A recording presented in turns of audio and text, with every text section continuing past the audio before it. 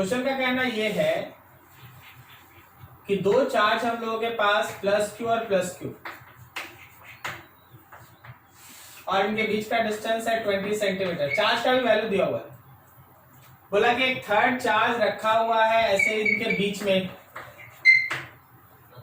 अब कोई external agent इसको यहां से खींच के इस पॉइंट पे ले गया कि ये दोनों चार्ज से अब 20 सेंटीमीटर दूर, मतलब ये इसका इनिशियल फिगर है। तो इसका फाइनल फिगर क्या है?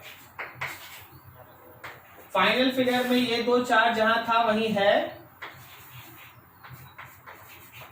प्लस क्यू और प्लस क्यू, और बीच से एक चार्ज उठ के यहां पहुंच गया प्लस क्यू। अब जरा समझना, डिस्टेंस जो दिया गया उसको समझना। पहले दोनों चार्जेस के बीच का था डिस्टेंस 20 सेंटीमीटर। अब इस चार्ज से यहां तक का डिस्टेंस भी है 20 सेंटीमीटर, और इस चार्ज से यहां तक का भी डिस्टेंस है 20 सेंटीमीटर। आपको याद है, आपको जब पोटेंशियल एनर्जी पढ़ाया जा रहा था उस समय कॉन्सेप्ट लिखाया गया था कि कभी भी अगर सिस्टम का कॉन्फ़िगरेशन बदलता है तो work done by external agent होता है चेंज इन पोटेंशियल एनर्जी। याद है आपको? And work done by electric force, जो हम लोग का इलेक्ट्रिक फोर्स है वो कितना काम किया, तो that will be equal to negative of change in potential energy. External agent का वर्क है चेंज इन पोटेंशियल एनर्जी, और इलेक्ट्रिक फोर्स का जो वर्क है वो negative of change in potential energy है। आप याद रखेंगे इसको, अभी आपको ये निकालना है। So work done by electric force is minus of final potential energy minus initial. तुम चाहो तो इनिशियल और फाइनल पोटेंशियल एनर्जी को सेपरेटली लिख लो। चलो हम लिख देते हैं, यहां पर ध्यान दे देना। इनिशियल पोटेंशियल एनर्जी देखो, ये दिख रहा है क्या? के Q1 Q2 बाई डिस्टेंस। अब हम क्या बोले, हम इसको D लिख देते हैं। हाँ, आप लोग डाटा पुट कर दीजिएगा। D plus Q1 Q2 D Q1 Q3 distance, Q2 Q3 QQ by distance D by 2। ये हो गया, ये इनिशियल। फाइनल में देखो सब डिस्टेंस D है, तो जब हम फाइनल लिखेंगे तो K Q1 Q2 तो उनके बीच का डिस्टेंस, Q2 Q3 तो उनके बीच का डिस्टेंस, Q1 Q3 तो उनके बीच का डिस्टेंस। बस आप दोनों डाटा को ले जाके यहाँ पुट कर लीजिए, सॉल्व कीजिए, आंसर आ जाएगा। क्वेश्चन समझ में आया? ठीक है, नोट करो।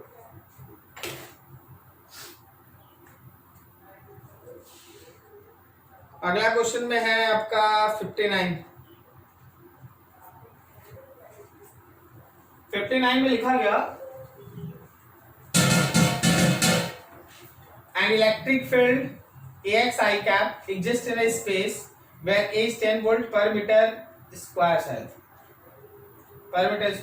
Take the potential at 10 meter 20 meter to be 0. Find the potential at the origin. आसान तो है जी, क्या दिक्कत है इसमें?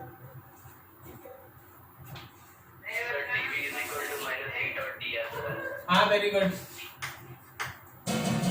हम लोग पढ़े E equals to minus dV by dr, लेकिन आपको याद होगा कि हम लोग पढ़े हैं कि अगर पोटेंशियल का डिफरेंस निकालना है तो E डॉट dr और उसका इंटीग्रेशन। और इंटीग्रेशन में भी आपको सिखाया गया है कि आप E का x ले लीजिए dx, E का x ही है, y और z लिख के टाइम पास हो जाएगा। मतलब integration of dv is minus integration E का x कंपोनेंट, मतलब E का जो इक्वेशन है वो कितना है, वो है a डॉट x और फिर से यहाँ पे dx। बस यही देखो, बोला गया है the potential at 1020 to be 0। Question क्या बोल रहा है पहले हम अलग से लिख देते हैं। कोई एक पॉइंट है 1020 का, यहां का पोटेंशियल इसको P1 मान लो तो V1 0 है, और फिर एक पॉइंट है ओरिजिन, तो यहां का पोटेंशियल हम लोगों को निकालना है, यही क्वेश्चन। तो देख यहां पे V1 से लेके V2 तक, तो तो यहाँ पे x कोऑर्डिनेट देखो, x कोऑर्डिनेट देखो, क्या ये 10 से लेके 0 है? Yes sir. क्या आप सबको समझ में आ रहा है 10 से 0 कैसे हुआ? Yes sir. ठीक है, अब चलिए थोड़ा सा कैलकुलेशन कर लीजिए भाई। ये हो गया हम लोग का v2 माइनस v1, इसमें से a बाहर, x का इंटीग्रेशन x स्क्वायर बाई 2, 10 से 0। तो हम लोग को v2 निकालना है, v1 का वैल्यू है 0, a का वैल्यू है 10, x का वैल्यू है 0 का स्क्वायर माइनस 10 का स्क्वायर डिवाइडेड बाई 2।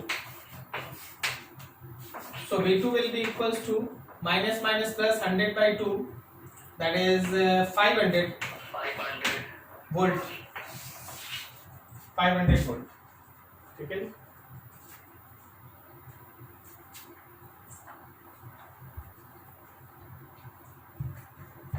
इसके बाद एक 60 नंबर क्वेश्चन। अच्छा 60 वाला तो आपको बनाना चाहिए अपना।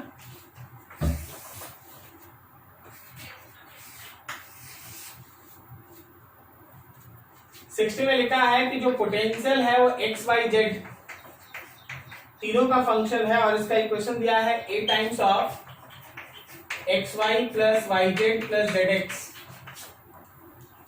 a times of x y plus y z plus z x. तुमसे पूछा गया है वो right the dimensional formula of a का डायमेंशन निकालना है।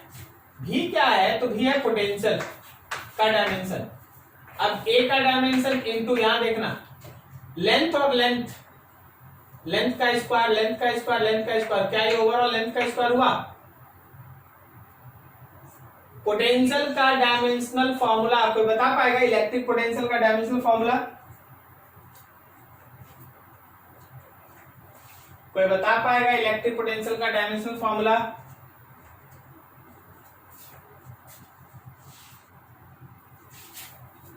नहीं? सर KQ/R से निकाल देंगे। KQ/R से निकाल लोगे, वेरी गुड। उससे और भी इजी है ना, एनर्जी बाई चार्ज कर दो यार। क्या हम इसको लिख सकते हैं पोटेंशियल को energy by charge? Energy by charge a का डायमेंशन और साथ में l स्क्वायर। एनर्जी का डायमेंशन जानते हैं ना, ml स्क्वायर t माइनस 2, और चार्ज का डायमेंशन होता है एम्पियर इंटू टाइम, ये एम्पियर है। हाँ, दिस इज, और a का डायमेंशन निकालना और साथ में l स्क्वायर, ये l स्क्वायर से l स्क्वायर कैंसिल, तो a का डायमेंशन हो गया मास एम्पियर इनवर्स t पे power -3। This is dimensional formula of a। समझे क्या आप? तो ऐसे छोटा छोटा क्वेश्चन बनाना। अब इसके बाद का देखते हैं इसमें क्या है। इधर हो गया क्या? बस डिफरेंशिएट करना है। इसका b अगर निकालना है तो electric field is equals to minus dv by dr।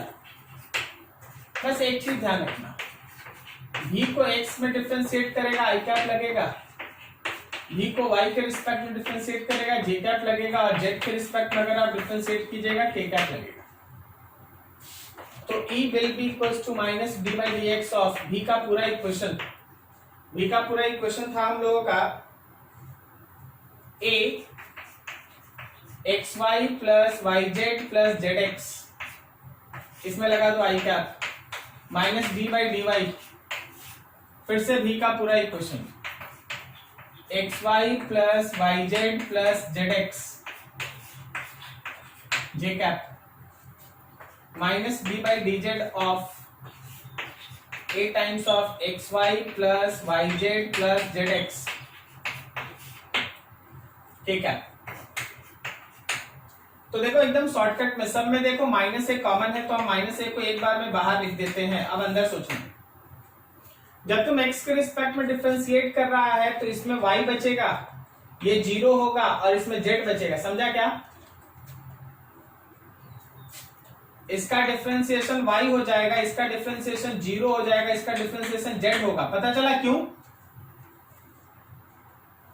अरे बोलो। हाँ, x के रिस्पेक्ट में कर रहे हैं ना, तो y और z कांस्टेंट है, तो y बच गया, x का 1 हो गया, ये कांस्टेंट का डिफरेंशिएशन 0 हो गया, यहाँ z बच गया, x का 1 हो गया। तो देख बचा क्या, y plus Z, y plus Z I cap. अगले में देखो y के रिस्पेक्ट में कीजिएगा तो यहाँ पे x बच जाएगा, यहाँ पे z बच जाएगा और ये वाला हो जाएगा 0, समझा? तो लिखेंगे x प्लस जेड के साथ j कैप, और तीसरे में होगा z के रिस्पेक्ट में x प्लस वाई के साथ k कैप। क्लियर हुआ जी? क्या आप समझेंगे डिफरेंशिएशन? Yes sir. तो ये रहा हम लोगों के इलेक्ट्रिक फील्ड का इक्वेशन। तुमसे बोला गया अगर A का वैल्यू 10 SI यूनिट है तो इलेक्ट्रिक फील्ड निकालो। सी पार्ट, A का वैल्यू है 10 यूनिट, तो इलेक्ट्रिक फील्ड चाहिए होगा, कहां चाहिए होगा? तो 1 1 1 पे, 1 1 1 पे। आप क्या कीजिए, A के जगह पे 10 लिख दीजिए, y और z दोनों 1 1, तो 2i cap plus 1 1 2j cap plus 1 1 2k cap. 2 भी कॉमन निकाल के लिख दो, आंसर यही है तुम्हारा इक्वेशन सर। 62।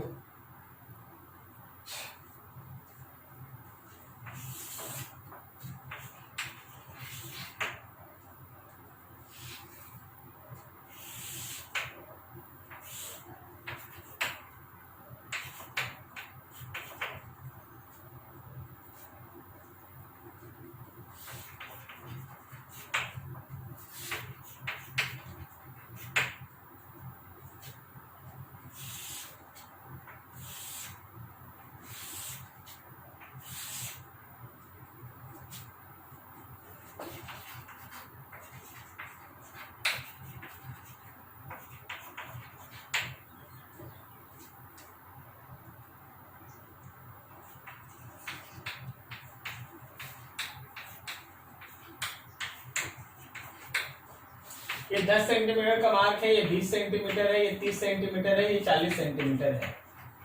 अब 2-3 बेसिक थ्योरी हमको पहले बताओ। ये सब इक्विपोटेंशियल सरफेस, सोच के बताइए कि इलेक्ट्रिक फील्ड का डायरेक्शन किधर से किधर होता है? इलेक्ट्रिक फील्ड का डायरेक्शन किधर से किधर होता है?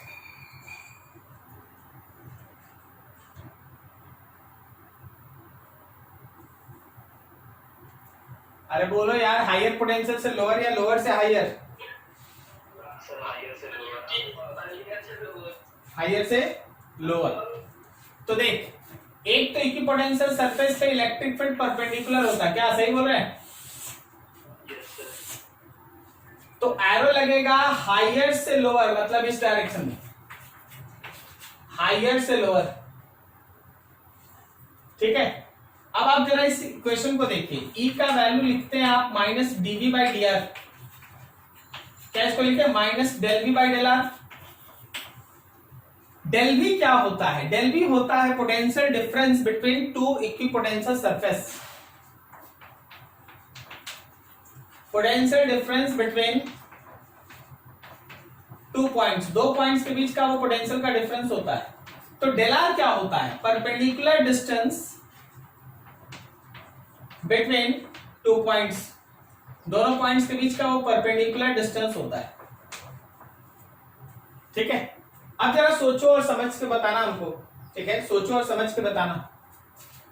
मान ले जैसे हम लोग है ना, इस पे लिख देते हैं P लिख दिए, ये Q लिख दिए, ये R लिख लिए, ये S लिख लिए। बोलो तुम कौन से दो इक्विपोटेंशियल सरफेस के बीच ये कैलकुलेशन करना चाहता है, तुम्हारे ऊपर डिपेंड करता है। कौन सा दो? अरे बोल दो यार, कुछ भी बोल दो, PQ बोल दो, PR बोल दो, QR बोल दो, RS बोल दो, जो बोलना है बोल दो। PQ चल, हाँ चल PQ। तो PQ में Q इनिशियल है, P फाइनल है, तो minus final potential minus initial. और डेल आर क्या होता है? उनके बीच का परपेंडिकुलर डिस्टेंस। तो याद रखिएगा कि उनके बीच का परपेंडिकुलर डिस्टेंस ये वाला डिस्टेंस है। अब देख, यहां 10, यहां 20 है तो ये 10 हुआ, और ये 30 है तो ये 60 हुआ। तो क्या इधर वाला वैल्यू 10 का cos 60 हुआ? Yes sir. तो याद रखना कि यहां जो आप देख रहे हैं डेल आर, डेल आर की जगह पे होगा 10 cos 60 ये सेंटीमीटर है, बाद में मीटर बदलते हैं। चलो देखो, तो ये हो गया माइनस फाइनल पोटेंशियल Q से P में 10 है, इनिशियल 20 है, और नीचे देखो 10 cos 60 का मतलब 1/2, सेंटीमीटर को मीटर बदलो -2, ऊपर में वोल्ट हो गया, नीचे में मीटर हो गया, ऊपर में वोल्ट नीचे में metre. So this will be equals to -10 और -10 divided by 5 10 to the power -2, 5 into 10 to the power -2, सही है ना? Yes sir. हाँ, तो ये ऊपर चला जाएगा, इससे ये कट गया 200 वोल्ट पर मीटर, 200 वोल्ट पर मीटर। क्या आपको ये समझ में आया कैलकुलेशन? Yes sir. आप एक सिंपल सा प्रोजेक्टाइल देख लीजिए पहले, क्वेश्चन वही है। एक बॉडी को अगर आप u वेलोसिटी से थीटा एंगल पे फेंकते हैं तो नीचे की तरफ एक्सेलरेशन अगर g होता है, तो ऐसे केस में h का इक्वेशन होता है u square sine square theta by 2g। जो टाइम ऑफ फ्लाइट होता है वो होता है 2u sine theta by g, और जो रेंज होता है वो होता है u square sine 2 theta by g। ये तुम्हारा क्वेश्चन क्या कहता है वो सुनना। तुम्हारा क्वेश्चन कहता है electric field of magnitude 1000 newton per coulomb is produced between the two parallel plates having separation 2 centimetre as shown in figure. Figure नीचे दिया हुआ, ये एक प्लेट है, ये एक दूसरा प्लेट, ये प्लेट है प्लस, ये प्लेट है माइनस, यहां से यहां तक के बीच का डिस्टेंस है 2.0 सेंटीमीटर। प्लस से माइनस की तरफ एक इलेक्ट्रिक फील्ड है, प्लस से माइनस की तरफ एक इलेक्ट्रिक फील्ड, प्लस से माइनस की तरफ एक इलेक्ट्रिक फील्ड है। तुम्हारे क्वेश्चन में उस इलेक्ट्रिक फील्ड का वैल्यू है 1000 न्यूटन पर कूलम। तो पहला what is the potential difference, question का पहला पार्ट है दोनों प्लेट्स के बीच का पोटेंशियल डिफरेंस बताओ। सिंपल है, E डॉट डेला। अब माइनस का मतलब डायरेक्शन होता है, तो माइनस तुम भूल भी जाएगा, कोई फर्क नहीं पड़ता। 1000 और डेला का वैल्यू 2 सेंटीमीटर है, तो 10 to the power -2। How much it is 20 ना, 20 वोल्ट। डेल भी सोचना 20 वोल्ट, पोटेंशियल का डिफरेंस जो है वो 20 वोल्ट है। माइनस साइन डायरेक्शन बताता, हाइयर से लोअर, और कुछ नहीं। क्वेश्चन का B part, with what minimum speed should an electron be projected from the lower plate in the direction of the field so that it may reach the upper plate. बोला ऐसा, कौन सा plate plus है यार?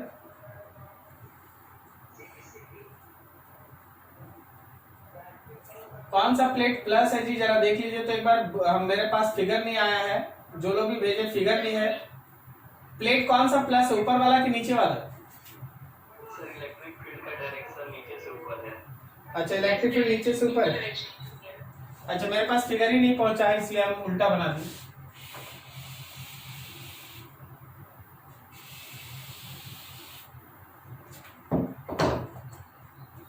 नीचे से ऊपर होने का मतलब नीचे वाला प्लेट प्लस है, तब ना प्लस से माइनस की तरफ इलेक्ट्रिक फील्ड है। समझा क्या? Yes sir. ठीक। क्वेश्चन का बी पार्ट है, with what minimum speed should an electron be projected so that the lower plate in the direction of the field so that it may reach the upper plate. जरा इसको सोचना, जब आप नीचे वाले plate से किसी इलेक्ट्रॉन को फेंकते हैं, जब आप नीचे वाले प्लेट से किसी इलेक्ट्रॉन को थ्रो करते हैं किसी एक वेलोसिटी v से, तो याद रखिए कि इलेक्ट्रिक फील्ड ऊपर होने से अगर ये इलेक्ट्रॉन है तो नीचे की तरफ एक फोर्स लग रहा है, और उस फोर्स है QE। सही जा रहे जी? Yes sir. इसका मतलब एक्सेलरेशन है नीचे की तरफ, और एक्सेलरेशन है QE/m। तो जैसे जैसे ये ऊपर जाएगा इसका स्पीड बढ़ेगा कि घटेगा? घटेगा सर। घटेगा। अगर अगर अगर ये समहाउ यहां तक जस्ट पहुंच जाए, भी फाइनल ऑलमोस्ट जीरो, तो हम लोग बोलेंगे ना कि इस वेलोसिटी से फेंकने से ये नीचे वाले प्लेट से चल के ऊपर चला जाएगा मिनिमम, इससे ज्यादा फेंकिएगा जरूर जाएगा, इससे कम से फेंकिएगा बीच से लौट जाएगा। क्या बोलता, सही है? Yes sir. अगर इससे कम से फेंकेंगे तो बीच से लौट जाएगा, ज्यादा से फेंकेंगे यहां जाएगा, लेकिन हमको तो निकालना मिनिमम जिससे वो पहुंच जाए। According to question,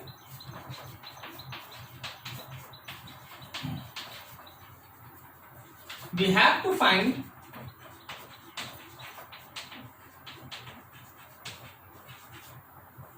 minimum velocity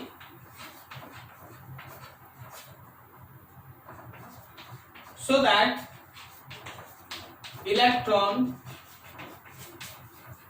just reaches upper plate।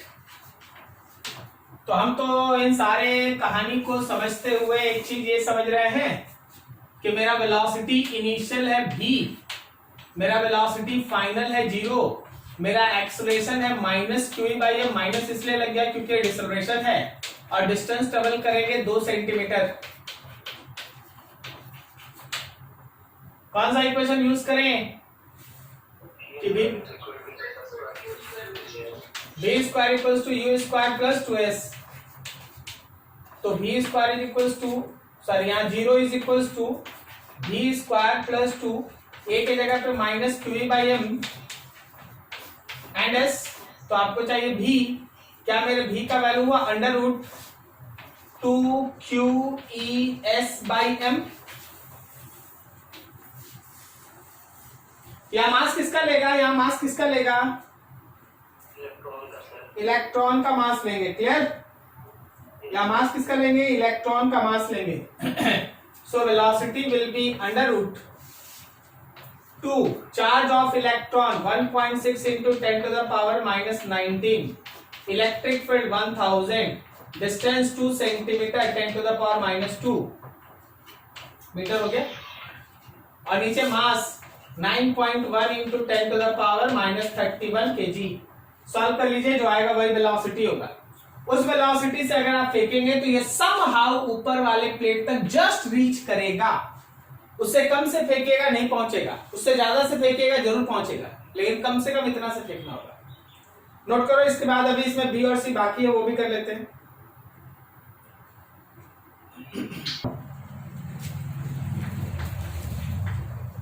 जो आप स्पीड पिछले सेक्शन में कैलकुलेट किया उसी स्पीड से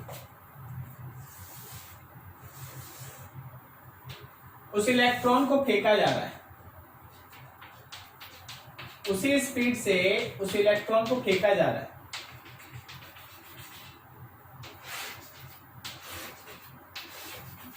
लेकिन इस बार जो इलेक्ट्रॉन प्रोजेक्टेड है, इस बार जो इलेक्ट्रॉन प्रोजेक्टेड है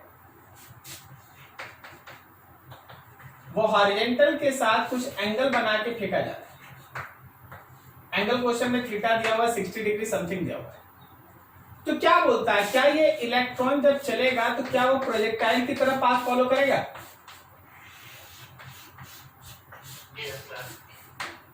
जैसे जनरल प्रोजेक्टाइल में नीचे g होता है, इस बार नीचे की तरफ का एक्सेलरेशन होगा qE/m। क्या बोलता है, सही है?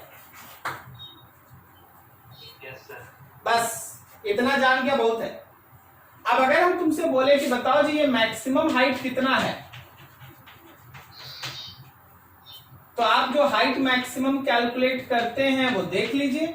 आप लिखते थे ना v square sine square theta u square sine square theta by 2g, g लिखते थे ना? बिल्कुल सही, g के जगह qE/m हो जाएगा। This is your answer. क्या समझे? अगर हम तुमसे बोल रहे कि बताओ यहां से फेंकने के बाद ये कितना दूर गिरा, मतलब रेंज ना? अगर रेंज हम लोग फॉर्मूला पढ़े तो हम लोग पढ़े है ना, u स्क्वायर मतलब यहाँ v square sine 2 theta by g, तो g के जगह पे qE/m। अगर कोई तुमसे बोल दे कितने देर तक ये है टाइम ऑफ फ्लाइट, तो 2u sine theta by g मतलब qE/m। Very very important question because it is tricky approach. इस क्वेश्चन को पूछने से फायदा ये होगा कि आप में से जिसको भी प्रोजेक्टाइल नहीं आएगा वो इस क्वेश्चन को नहीं बना पाएगा। इसलिए ऐसा क्वेश्चन ज्यादा कंपटीशन में फेवरेबल होता है जो एक से ज्यादा कॉन्सेप्ट को कैरी करता है। क्वेश्चन सेटर को फायदा होता है, एक क्वेश्चन पूछेगा, 2-3 कॉन्सेप्ट उसको पता चल जाएगा कि आपको आता है या नहीं आता है। ठीक है, नोट कीजिए बढ़िया से, बढ़िया क्वेश्चन था, बढ़िया नोट करो। पूरा 2020 है ना। चलो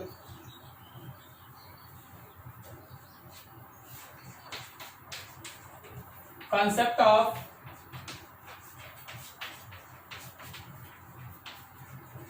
potential energy of electric dipole।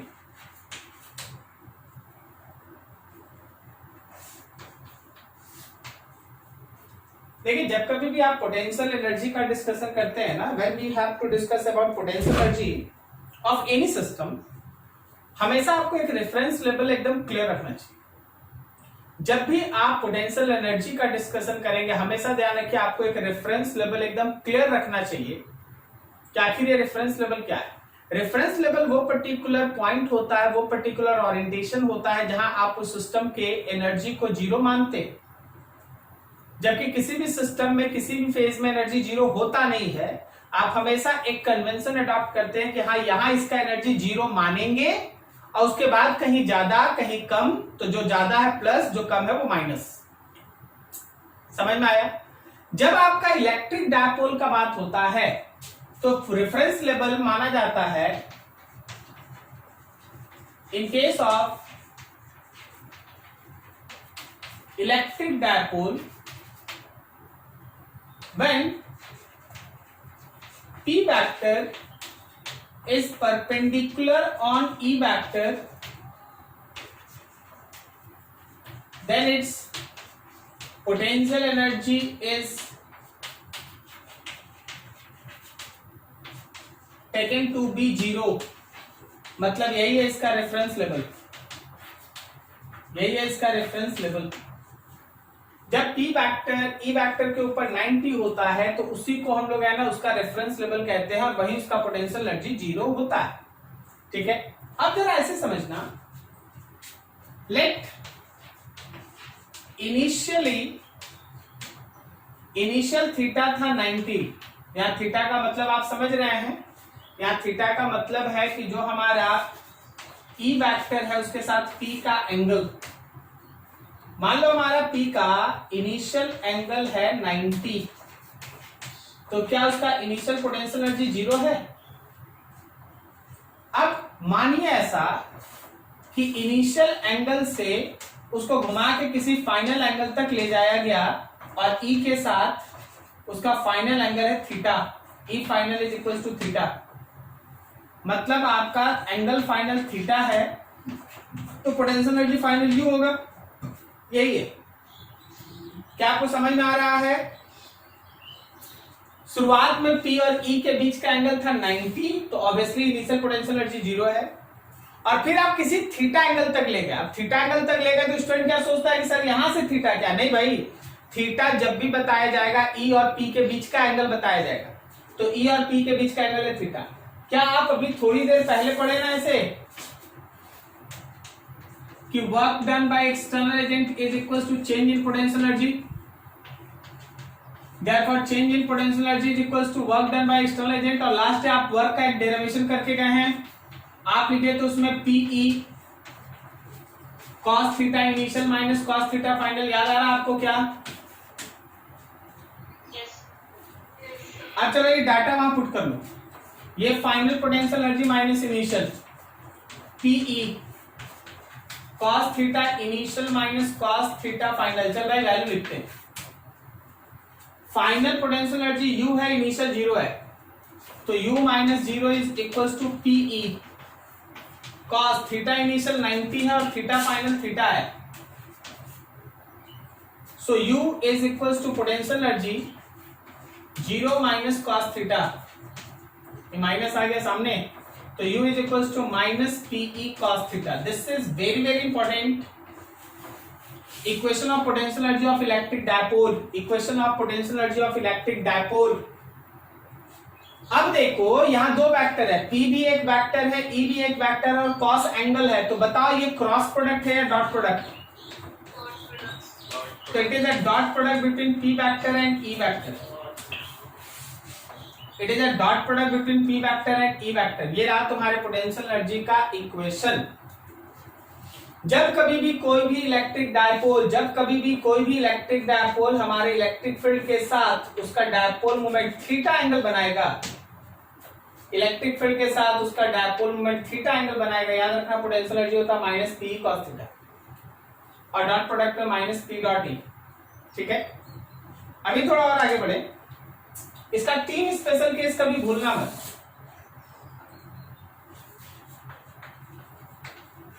Special cases, सबसे पहला ये कि जब P और E परपेंडिकुलर हो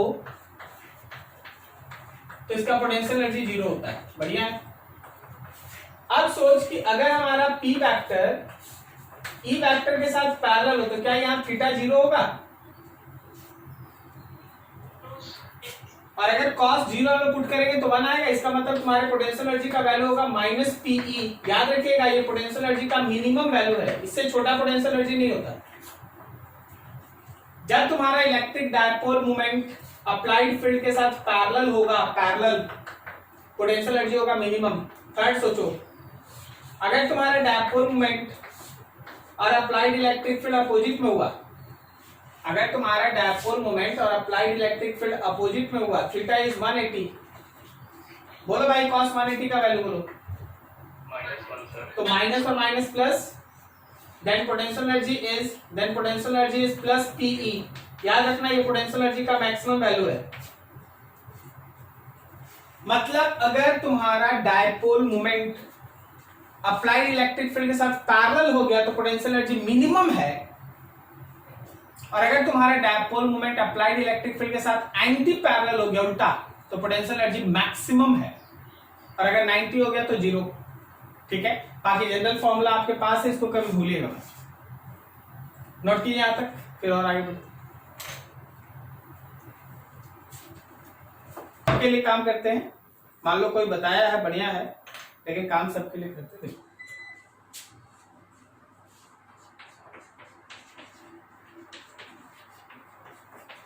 Concept of equilibrium. First one is called stable equilibrium. देखो स्टेबल इक्विलिब्रियम वो होता है जिसपे नेट फोर्स 0 हो। स्टेबल इक्विलिब्रियम वो होता है जिसमें नेट फोर्स 0 हो, टॉर्क नेट 0 हो और पोटेंशियल एनर्जी मिनिमम हो, उसको कहते हैं स्टेबल इक्विलिब्रियम। दूसरा अनस्टेबल इक्विलिब्रियम। अनस्टेबल इक्विलिब्रियम, फिर से जाओ तो इक्विलिब्रियम है तो नेट फोर्स 0 होगा, टॉर्क नेट का वैल्यू 0 होगा और पोटेंशियल एनर्जी का वैल्यू मैक्सिमम होगा। अगर पोटेंशियल एनर्जी मैक्सिमम है तो अनस्टेबल इक्विलिब्रियम, अगर पोटेंशियल एनर्जी मिनिमम है तो स्टेबल इक्विलिब्रियम। लेकिन इंपॉर्टेंट बात क्या है कि इक्विलिब्रियम अगर है तो फोर्स और टॉर्क दोनों ही केस में 0 होना चाहिए। इवन थर्ड हम लिख दें, ये डायपोल में नहीं काम करता, बस लिख रहे हैं, उसको हम लोग कहते हैं neutral equilibrium. Neutral equilibrium, neutral equilibrium वो होता है जहां नेट फोर्स 0 होगा, टॉर्क नेट का वैल्यू 0 होगा और पोटेंशियल एनर्जी होगा कांस्टेंट। तो देखो चाहे इक्विलिब्रियम स्टेबल हो, अनस्टेबल हो या न्यूट्रल हो, चाहे इक्विलिब्रियम स्टेबल हो, अनस्टेबल हो या न्यूट्रल हो, एफ नेट और टॉर्क नेट 0 ही होगा। Depends on potential energy. अगर पोटेंशियल एनर्जी मिनिमम है तो स्टेबल, मैक्सिमम है तो अनस्टेबल, और अगर कांस्टेंट है तो न्यूट्रल। याद रहेगा ना हमेशा के लिए। हमेशा ध्यान रखना कि स्टेबल इक्विलिब्रियम का जो पॉइंट है, that point act as mean position stable equilibrium का पॉइंट जो है वो मीन पोजीशन की तरह काम करता है to show SHM. SHM show करने के लिए जो स्टेबल इक्विलिब्रियम का पॉइंट है वही मीन पोजीशन होता है।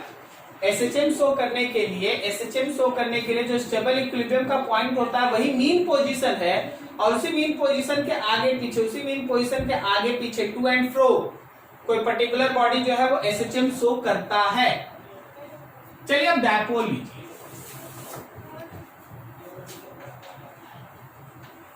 फॉर इलेक्ट्रिक डायपोल, आप एक इलेक्ट्रिक डायपोल को लीजिए।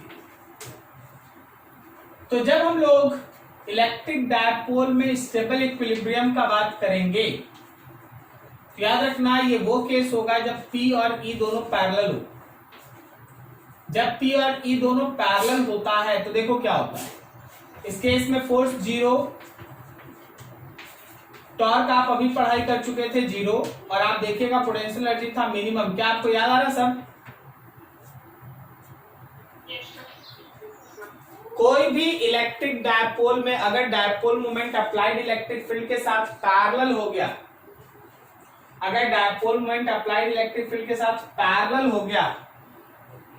तो याद रखना force 0, torque 0, potential energy minimum. This is the case of stable equilibrium.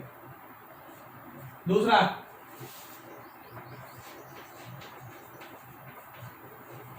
Unstable equilibrium. अगर तुम्हारा P E के साथ एंटी पैरेलल है, तो ये ध्यान रखना कि नेट फोर्स 0, टॉर्क नेट का value 0 and your potential energy is maximum, and this is the case of unstable equilibrium। कोई भी ऐसा डायपोल जिसका dipole moment applied electric field के साथ अपोजिट हो,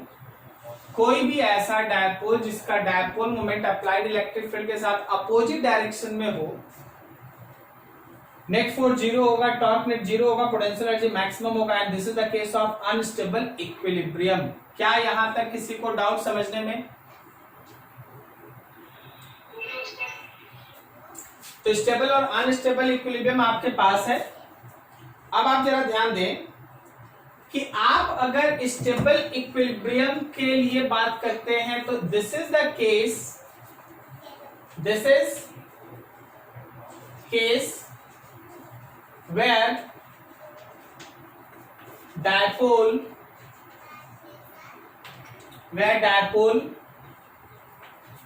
can shows SHM for small displacement। अगर आप किसी इलेक्ट्रिक डायपोल को स्टेबल इक्विलिब्रियम पॉइंट से थोड़ा सा डिस्प्लेस करके छोड़िएगा, थोड़ा सा, एंगल काफी छोटा, तो वो एक SHM शो करता है। चलो SHM को प्रूफ करके उसका इक्वेशन भी हम आपके लिए निकाल दें।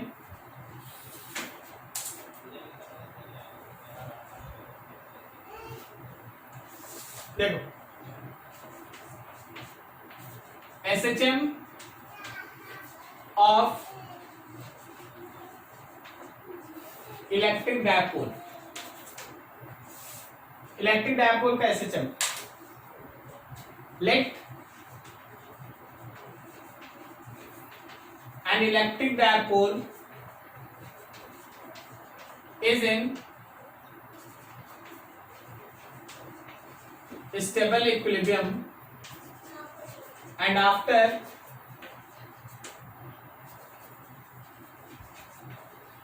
a small angular displacement theta it is released। Figure देखो और समझो। कोई आपके पास है इलेक्ट्रिक डायपोल जो स्टेबल इक्विलिब्रियम में है। स्टेबल इक्विलिब्रियम का कहने का मतलब हो गया कि आपका जो E का डायरेक्शन है, P का डायरेक्शन वही है। फिर आप क्या किए, उसको एक स्मॉल एंगुलर डिस्प्लेसमेंट थीटा दी। जब आप उसको स्मॉल एंगुलर डिस्प्लेसमेंट थीटा दिए तो देखिए टॉर्क क्या होगा। फॉर स्मॉल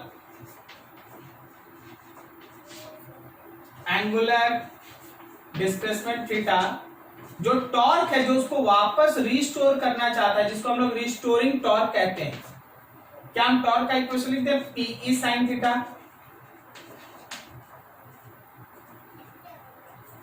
वर्ड रिस्टोरिंग क्यों लगा है बताओ कोई? ऑपोजिट डायरेक्शन में टॉर्क लगेगा इसलिए कि अगर आप थीटा एंटी क्लॉकवाइज लिए तो छोड़िएगा तो टॉर्क इसको क्लॉकवाइज लाएगा, क्या सही है? Yes sir. इसलिए वर्ड है रिस्टोरिंग। अब देखो क्या टॉर्क को हम लिख सकते हैं आई अल्फा। बोलो आई किसको स्टैंड किया? इनर्शिया। इनर्शिया को।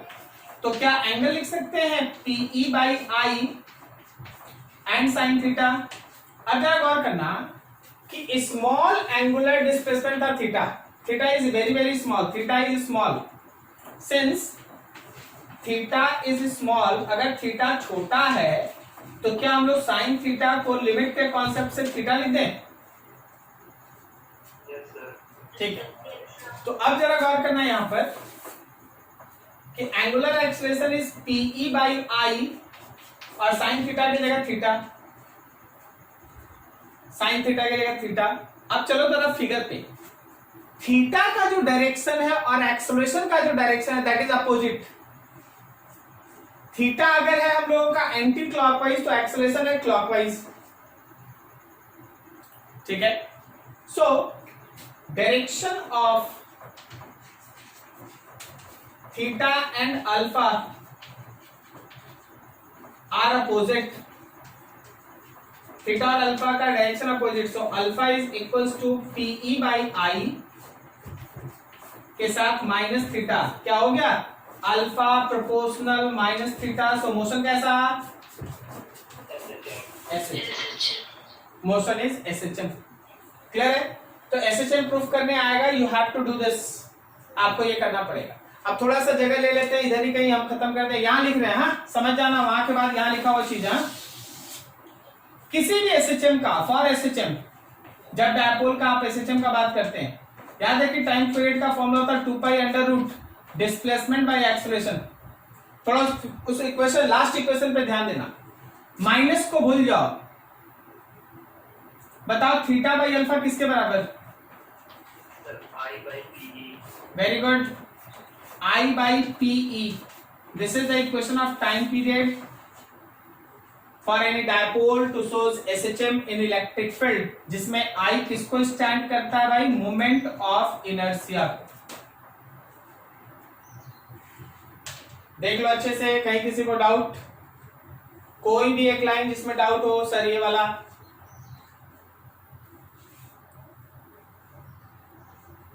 है क्या?